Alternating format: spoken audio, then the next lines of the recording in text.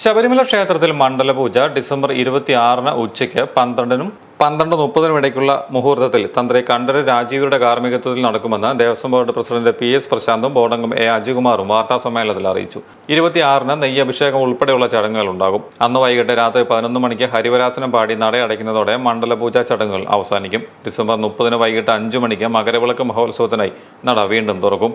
2025 ജനുവരി 14-നാണ് മകരവിളക്ക്. മണ്ഡലപൂജയുമായി ബന്ധപ്പെട്ട് തീർത്ഥാടകരുടെ എണ്ണത്തിൽ നിയന്ത്രണം ഏർപ്പെടുത്തി.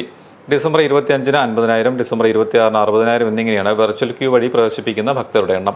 2 ദിവസങ്ങളിലും സ്പോട്ട് ബുക്കിംഗ് 5,000-മായി പരിമിതപ്പെടുത്താൻ ഹൈക്കോടതി നിർദ്ദേശമുണ്ടെന്നും ദേവസ്വം ബോർഡ് പ്രസിഡന്റ് അറിയിച്ചു. 22-ന് ആറന്മുള പാർശ്വനാഥ ആരംഭിച്ചു.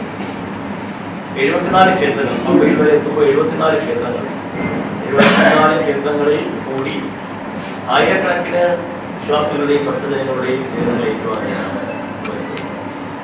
പമ്പയിൽ 25-ന് ഒരു മണിക്ക് പമ്പയിൽ അവിടെ ബഹുമാനായ ദേവസ്വം വകുപ്പ് മന്ത്രി ശ്രീ VN വാസവൻ ആ അംഗീകാരി ഘോഷയാത്രയെ സ്വീകരിച്ചു.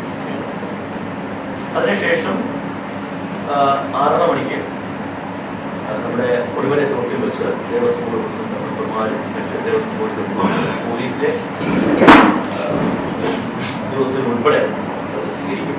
മകരവിളക്ക് മഹോത്സവവുമായി ബന്ധപ്പെട്ട് ജനുവരി 13-ന് 50,000 ഭക്തരെയും ജനുവരി 14-ന് 40,000 ഭക്തരെയും വെർച്വൽ ക്യൂ വഴി അനുവദിക്കും. ചൊവ്വാഴ്ച വരെ 30,87,049 പേരാണ് ദർശനത്തിനെത്തിയത്. കഴിഞ്ഞ വർഷം ഇതേ സമയം 26,41,141 പേർ എത്തിയെന്നും 4,45,908 ഭക്തർ ഇത്തവണ കൂടുതലായി എത്തിയെന്നും പ്രസിഡന്റ് അറിയിച്ചു.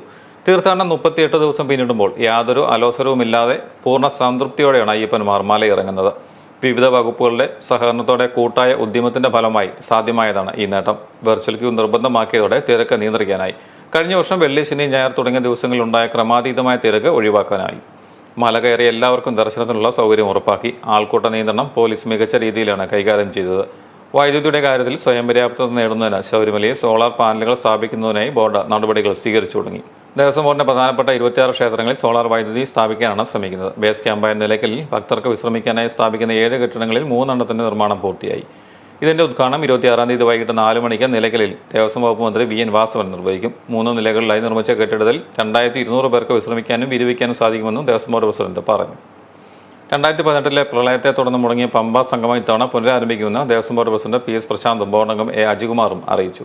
ജനുവരി 12-ന് വൈകിട്ട് 4 മണിക്ക് ദേവസ്വം വകുപ്പ് മന്ത്രി VN വാസവൻ സംഗമം ഉദ്ഘാടനം ചെയ്യും. നടൻ ജയറാം ചടങ്ങിൽ വിശിഷ്ടാതിഥിയായിരിക്കും. ആധ്യാത്മിക സാംസ്കാരിക സംഘം എന്ന നിലയിലാണ് ചടങ്ങ് സംഘടിപ്പിക്കുന്നത്. തിരുവിതാംകൂർ ദേവസ്വം ബോർഡ് 75 വർഷം പൂർത്തിയാക്കിയ സാഹചര്യത്തിൽ പമ്പ സംഗമത്തോടനുബന്ധിച്ച് 75 ദീപങ്ങൾ തെളിയിക്കുമെന്നും Devaswom board president PS Prashant പറഞ്ഞു.